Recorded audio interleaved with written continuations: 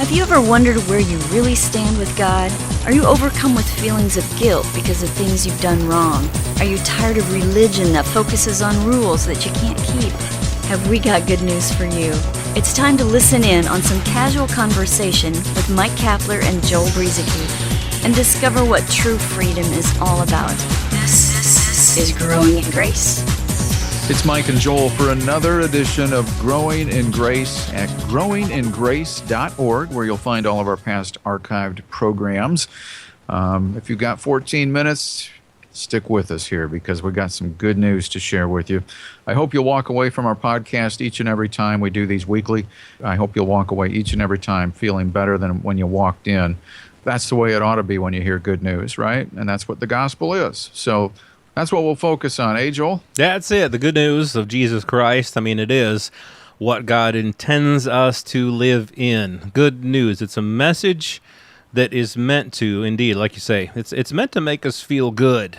You know, a lot of people thinking that their life in Christ is, I'm just dragging through this for Christ. I'm just trudging through this for Christ. And, oh, woe is me. But, oh, thankfully I've got Christ. And I know there's circumstances in life that aren't always happy, but that's not what we're talking about. We're just saying that Christ in your life is meant to be good news. It's meant to be something good. I always go back to this in Luke when the angels came, when Christ was born. It was a message of God's goodwill toward man. So if you're thinking that God is against you somehow, maybe your circumstances in life have left you thinking that God is against you, or that God is punishing you, or that God's just not happy with you, and so he's letting these bad circumstances happen. That's not the gospel. It's not the truth.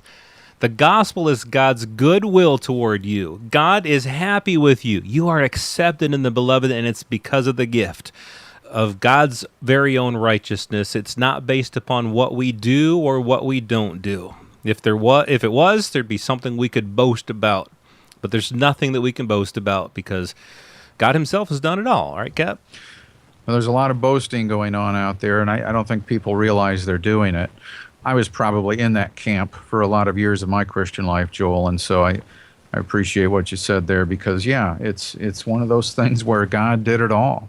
He did it all, and I went for years without realizing this because I thought there was this big responsibility that was placed upon my shoulders now to live this out, at least good enough to be accepted by God. It's just such a funny thing, Joel, because I knew salvation was a gift, but I guess I got it in my head that I had been placed on parole. I had to report to my parole officer with confessions and attempts to try harder and all of that.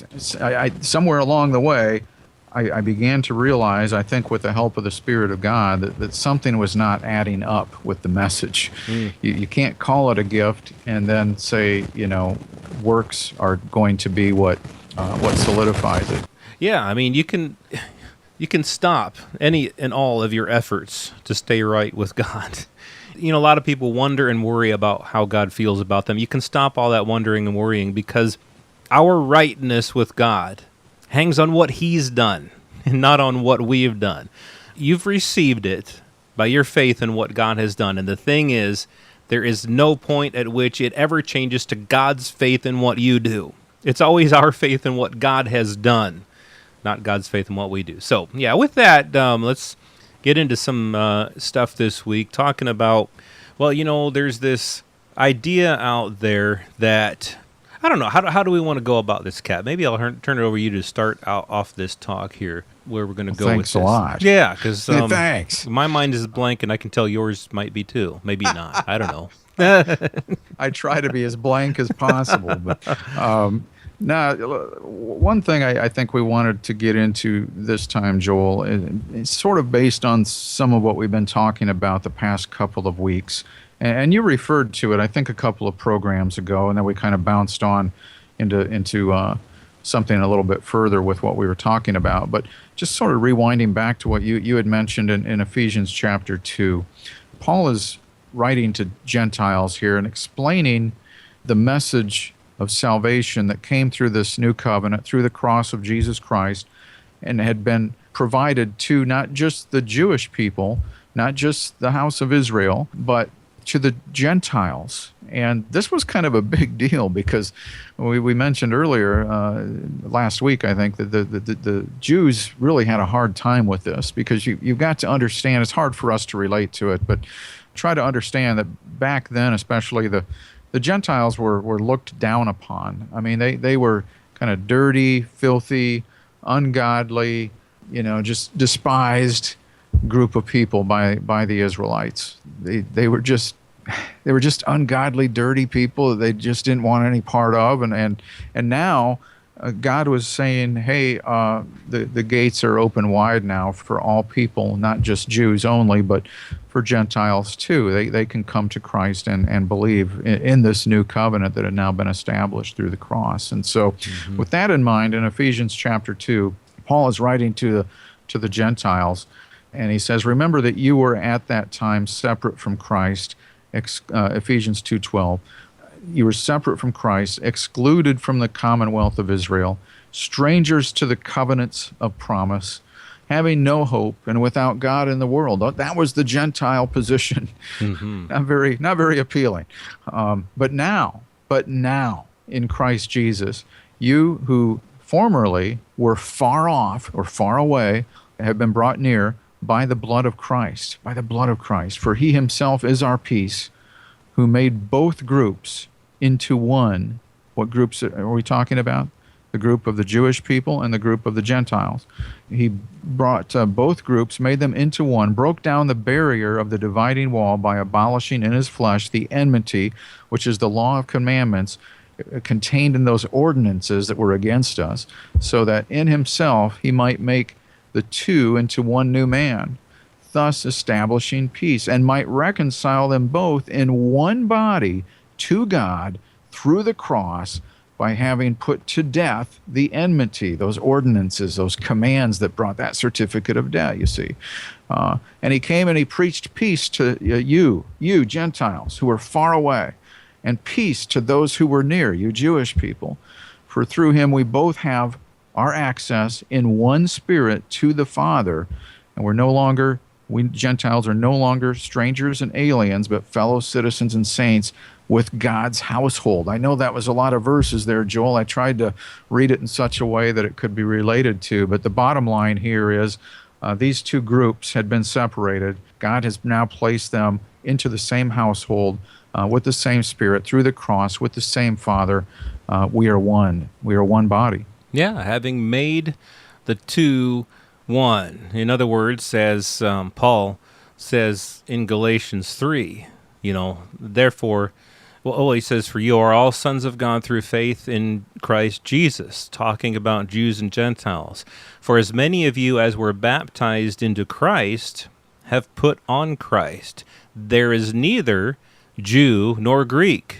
There is neither slave nor free. There is neither male nor female, for you are all one in Christ Jesus. And if you are Christ's, then you are Abraham's seed, and heirs according to the promise. Again, there's that word heir and promise again.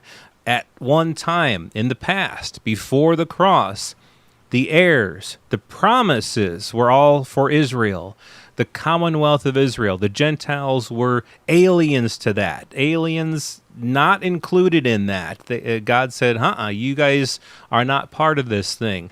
But in Christ, with the cross, the Gentiles who were far off, like you say, in the Jews' eyes, they were dogs. They were nobodies. They were to be spit on. But God brought them in too and said, hey, you guys can come on in too. And so by grace, through faith, whether you're a Jew or a Gentile, God does say, he does open the door and say, come on in. He stands at the door and knocks and says, I would so love you to join me in this thing. You're welcome. I love you. Come on in. And so it's whether it's a Jew or a Gentile, a person who had the promises or a person who would never even heard of this thing called Israel or the law or the promises of God. All the Gentiles really knew, if they knew anything about this thing, all that they knew was that they weren't part of it. God said, you can't be. And now with Christ, not through the law, not through works, not through anything else, but the Gentiles are also welcome to coming in by grace through faith, whether you're a Jew or a Gentile. Yeah, imagine, it's hard to imagine being on the outside looking in, and then the doors opened up. Oh, do you want to come in? Come on in. You don't have to stand outside looking through the rose-colored stained glass window out there. And so from a Gentile perspective, we know the Jews struggled with this. But from a Gentile perspective, it's like, wow. I mean, because, let's face it, within the heart of every human being, even then, there was an empty space that needed to be filled.